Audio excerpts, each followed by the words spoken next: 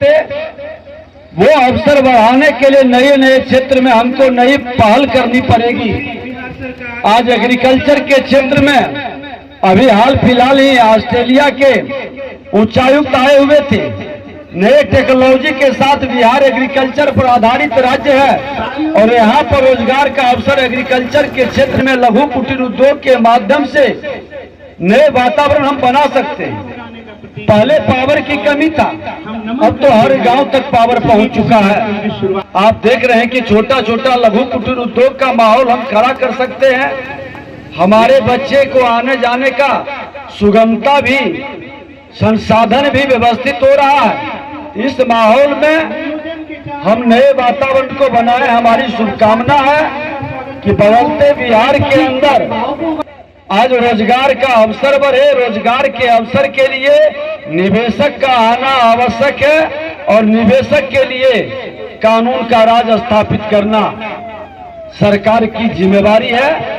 और सरकार में बैठे हम सब लोग, बिहार के मुख्यमंत्री माननीय नीतीश कुमार जी, देश के प्रधानमंत्री माननीय नरेंद्र मोदी जी, डबल इंजन की सरकार कहीं न कहीं पूरी तरह से अपराध और भ्रष्टाचार मुक्त समाज और वातावरण के लिए संकल्पित है। ये संकल्प को आगे बढ़ाना है।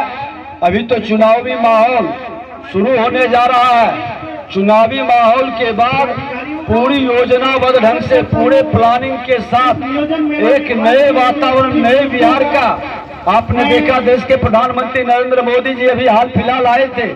उन्होंने कहा कि हमको विकसित भारत बनाना है।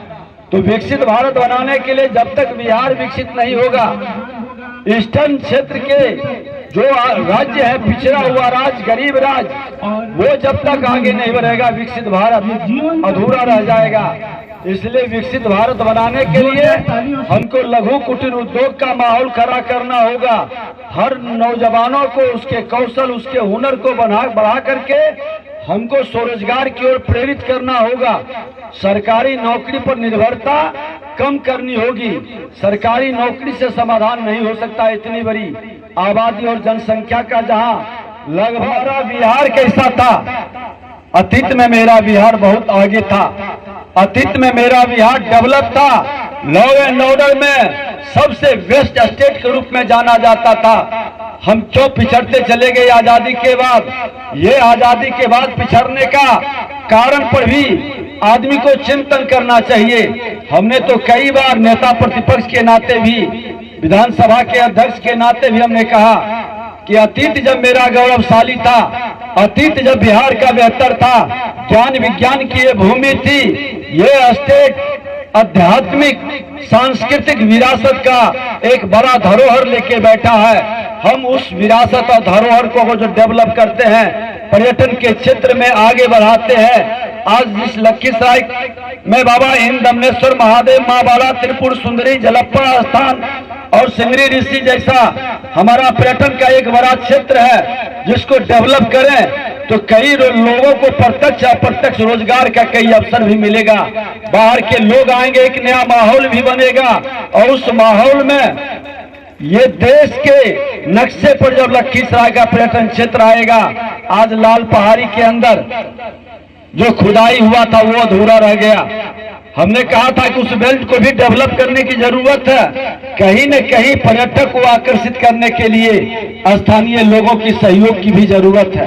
आज अशोक धाम में इतने सारे लोग आते हैं, तो अशोक धाम के अंदर एक सांस्कृतिक केंद्र का भी हम लोगों ने प्रयास कर रहे हैं। आज श्रम भवन के लिए, ESI हॉस्पिटल के लिए फिर से, और टेक्निकल कॉलेज जो है वहां भी बेहतर माहौल बनाने के लिए एक माहौल खड़ा कर रहे हैं। लखीसराय का डेवलपमेंट नौजवान डिजिटल योद्धा के रूप में बैठा है। आप अगर एक एक को अपने मोबाइल के माध्यम से लोगों तक पहुंचाने का काम करेंगे, पर्यटन का आकर्षण बढ़ता है। देश और दुनिया के लोग भी आकर्षित होते हैं। पर्यटन विभाग तो अपने तरफ से करेगा।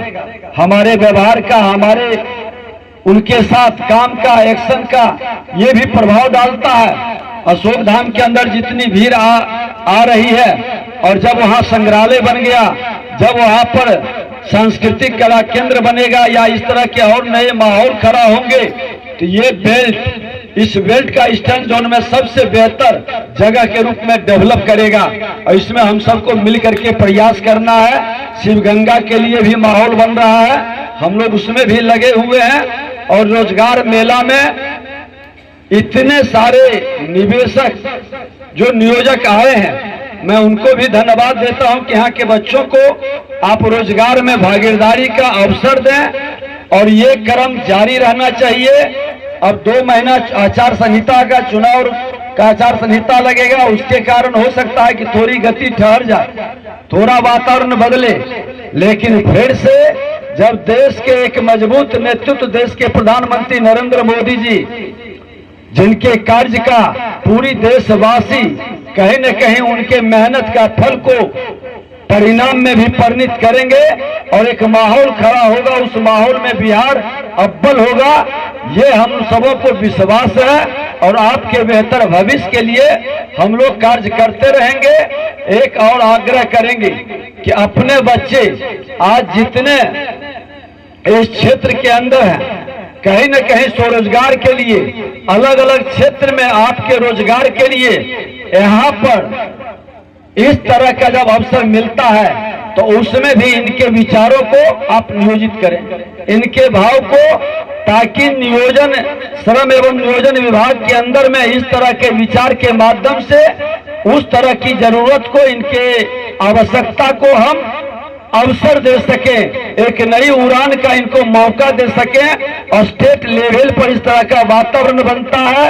या भारत सरकार, राज्य सरकार के द्वारा अभी जो रोजगार के लिए आपको मदद की घोषणा कई योजनाओं की हुई है, उस योजनाओं के माध्यम से आपकी भागीदारी बढ़ सके और आप उसका लाभ उठा करके एक व्यक्ति जब अपना रोजगार शुरू करता है, स्वरोजगार की ओर कदम बढ़ाता है, तो आधे दर्जन लोगों का रोजगार का अवसर उसमें निकलता है। भी बदला है, व्यवस्था भी बदली है।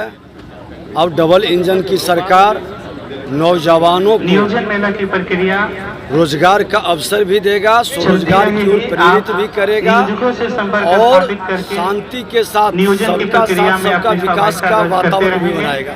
आप एनडीए में इस बार चिराग पासवान की क्या भूमिका रहेगी? नियोजकों से संपर्क स्थापित करके एनडीए के वो उनसे बात पार्ट करके एनडीए के आप नेता हैं और इंटरव्यू दे सकते हैं, एनडीए अपना मिल बायोडाटा जमा करके कर देश सकते में हैं। तीसरी बार सरकार बनाने जा रही है। कृपया बनर्जी ने पहली